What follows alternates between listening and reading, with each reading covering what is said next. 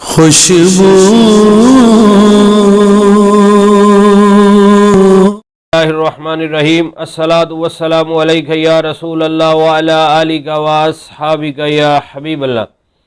معزز ناظرین و سامعین، حضرت زید بن ثانہ رضی اللہ تعالیٰ عنہ یہودیوں کے پہلے بہت بڑے عالم تھے، اور انہوں نے نبی کریم صلی اللہ علیہ وآلہ وسلم کے ساتھ کھجوروں کا ایک سودا کیا، اور کھجوریں جس تاریخ کو، جس ڈیٹ کو طے تھیں کہ فلاں تاریخ کو فلاں وقت میں کھجوریں دی جائیں گی، تو وہ وعدے سے 2-3 دن پہلے ہی آ گئے اور بھری مجلس میں آ کر پیارے آقا صلی اللہ علیہ وسلم سے مطالبہ کیا کہ میرے سودے کے مطابق کھجوریں واپس کرو۔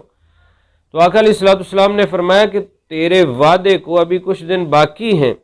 تو اس نے گستاخانہ لہجے میں کہنا شروع کر دیا کہ تم عبد المطلب کی ساری اولاد کا یہ طریقہ ہے کہ تم وعدے میں ٹال مٹول سے کام لیتے ہو، لوگوں کے حقوق ادا نہیں کرتے۔ اس طرح کی جب باتیں کی تو سیدنا فاروق اعظم رضی اللہ تعالیٰ عنہ سے رہا نہ گیا۔ آپ نے بڑا گھور کے دیکھا اور فرمایا کہ اگر حضور صلی اللہ علیہ وسلم کا ادب کا لحاظ نہ ہوتا، ادب ماننے نہ ہوتا، تو میں تیری گردن اڑا دیتا۔ مگر حضور صلی اللہ علیہ وآلہ وسلم مسکرائے اور آپ نے فرمایا کہ تم نرمی کرو اور مجھے ادائے حق کی ترغیب دلاؤ، عاجزی کرتے ہوئے، اور اسے نرمی سے مطالبہ کرنے کے لیے کہو۔ پھر فرمایا کہ فاروق اعظم سے کہ جاؤ اسے اس کے حصے کی کھجوریں تول کر دے دو اور کچھ زیادہ کھجوریں بھی دے دینا۔ تو جب فاروق اعظم رضی اللہ تعالیٰ عنہ گئے اور اس کو جا کر کھجوریں دیں، اس کے بعد اور بھی اضافی کھجوریں جب آپ نے دیں، تو یہودیوں کا بہت بڑا عالم زید بن ثانہ کہنے لگے کہ یہ آپ زیادہ کھجوریں کیوں دے رہے ہو؟ فرمایا کہ میرے پیارے نبی صلی اللہ علیہ وسلم نے فرمایا ہے کہ تم نے جو انہیں گھور کر دیکھا ہے، اس کے بدلے میں کچھ اور کھجوریں دے دو۔ تو انہوں نے کہا کہ مجھے جانتے ہو میں کون ہوں؟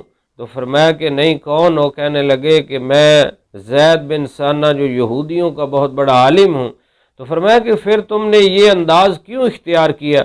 تو اب انہوں نے بتایا کہ میں نے نبی آخر الزمان صلی اللہ علیہ وسلم کی جتنی نشانیاں تورات کے اندر پڑھی تھیں وہ ساری کی ساری حضور صلی اللہ علیہ وسلم میں موجود تھیں، لیکن ایک نشانی کو میں دیکھنا چاہتا تھا کہ جتنا ان کے ساتھ جہالت کا برتاؤ کیا جائے گا، ان کا حلم یعنی قوت برداشت اتنی ہی بڑھتی چلی جائے گی۔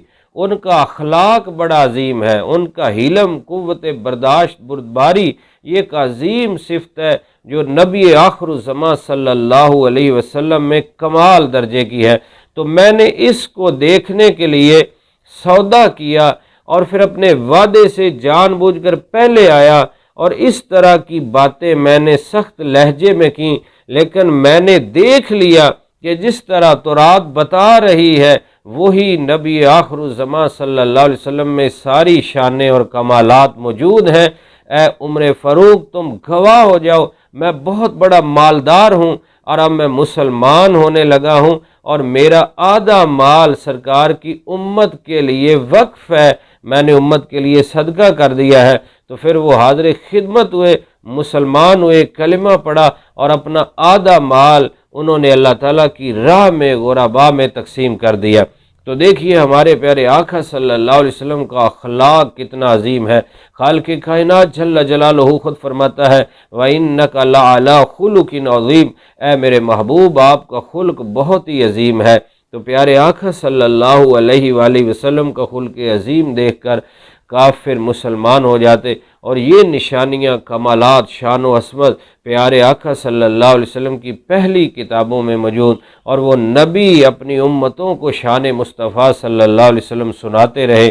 تو ہمیں بھی پیارے آقا صلی اللہ علیہ وسلم کی ان اداؤں کو اپنانا چاہیے، اپنے اخلاق کو بہتر بنانا چاہیے۔ ہے فلاح و کامرانی نرمی و آسانی میں، ہر بنا کام بگڑ جاتا ہے نادانی میں، ڈوب سکتی ہی نہیں موجوں کی طغیانی میں، ہو جس کی کشتی محمد کی نگہبانی میں صلی اللہ علیہ وآلہ وسلم، آمین۔